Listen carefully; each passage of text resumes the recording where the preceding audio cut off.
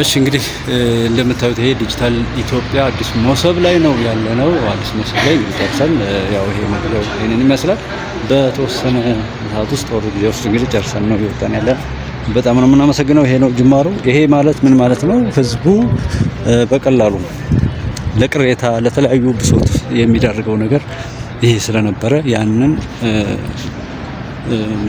በቀላሉ እንደዚህ በጣም በሚመች ሁኔታ ምን ሞከባ በሌለው ይሰራለት ማለት ነው። በጣም የትኛውም ቦታ ላይ ስኬታማ የሆነ ህይወትን ማምጣት ይችላል ማለት ነው። ምክንያቱም ቅሬታዎች የሚሰበሰቡት ከዚህ ነው።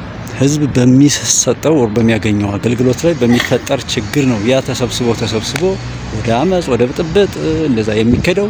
ጥቂት የመንግስት ባለስልጣናት ደግሞ እየሰረቁ ወር እየዘረፉ በሚቀሙት ገንዘብ ያላግባብ ባገኙት ገንዘብ ማለት ነው የሽፍታ እያስታጠቁ እዚህ ጋር የተሰጣቸውን ስልጣን ያላግባብ ከመጠቀማቸው በላይ ሀገርን የሚያሸብሩ ባለስልጣናትና ባለጊዜዎች የሚፈጠሩት ህዝብ አገልግሎቱን በአግባቡ አላገኝ ሲል ነውና የህዝብ አገልግሎት እንደዚህ በቀላሉ አክሰስ ማድረግ ከተቻለ በጣም በሚገርም ሁኔታ ሁሉ ነገር ሰላም ይሆናል ማለት ነው። በዝባዦች፣ ሙሰኞች፣ ሌቦችና ያላግባብ የሚያገኙትን ገንዘብ ማግኘት ካቆሙ ሁሉ ነገር መልካም ይሆናል። ሰው የሚገባውን ብቻ ካገኘ የፍትህ ይረጋገጣል ማለት ነው። ራሳችን ላይ ያልተረጋገጠ ፍትህ ሌሎች ላይ መረጋገጥ ስለማይችል በዛ ምክንያት በጣም በሚገርም ሁኔታ ደስ የሚል ነበራችሁ የጉባኤያችን ኢትዮጵያ ቤተሰቦች። እንግዲህ እዚህ ዛሬ አዲስ ሞሰብ ጋር መጥተን የመኪና ቦርዶ አዲሰን ነው አሁን ያወረድን ያለ ነው። ስለዚህ በጣም በሚያምር መልኩ አገልግሎቱን አግኝተናል። በጣም በጥቂት ጊዜ ውስጥ ማለት ነው። ብዙ ነገር እንደምታውቁት መኪና ቦርዶ ለማሳደስ ያው በቃ ከአስመራ ምናሉበት በኋላ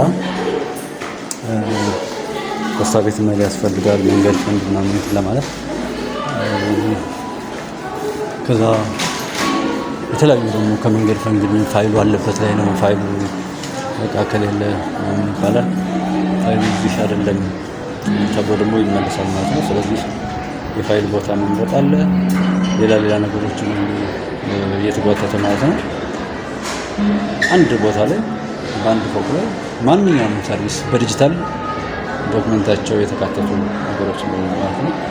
ስለዚህ እሱ በጣም ደስ የሚል ሆኖ ነው ያገኘሁት። አሁን ጨርሼ እንግዲህ እየወጣሁ ነው። አዲስ ኢትዮጵያ